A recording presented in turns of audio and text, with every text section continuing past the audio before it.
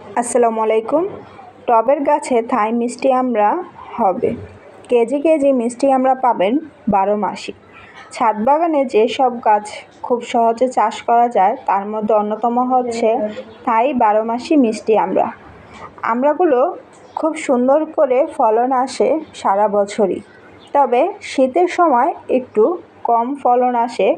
তবে শীতের মধ্যেও গাছকে যদি সঠিকভাবে পরিচর্যা করা যায় তাহলে আমড়া হয়। আমড়া গাছকে সবসময় এমন একটি স্থানে রাখা উচিত যেখানে পর্যাপ্ত রোদ, আলো বাতাস গাছ নিতে পারে। এতে করে গাছের সংক্রমণ কম হবে এবং গাছের প্রত্যেকটি ফুল থেকেই ধরবে আমড়া। আমড়া গাছের যত্নে আপনি ব্যবহার করতে পারেন গোবর সার, জৈব সার এবং কিছু পরিমাণে পটাশ সার। এই 3 ধরনের সারই গাছে ফুল ফল আনবে এবং প্রত্যেকটি ফুল থেকে ফল ফলাতে খুব সাহায্য করবে। গাছে যত্নে বিশেষ করে আপনারা ব্যবহার করতে পারেন চাল ডাল ধোয়া পানি এবং মাছের পানি। এই পানিগুলো যে কোনো ফল ফুল গাছে ব্যবহারের ফলে গাছের মাটিও ভালো থাকে এবং গাছের ফলও ভালো আসে।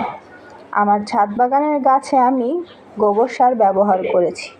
গোবর সার ব্যবহারের ফলে গাছে নতুন করে আবারও ফুল চলে এসেছে।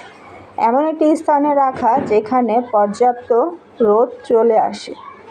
যেহেতু শীত অলরেডি চলে এসেছে, তাই রোদ বেশি একটা সময় পর্যন্ত ছাদে থাকে না। তাই এমন স্থানে গাছগুলো লাগানো উচিত যেখানে সকাল থেকে দুপুর পর্যন্ত রোদটা গাছে সুন্দর করে পড়ে। টবে আমড়া চাষ করা অত্যন্ত সহজ।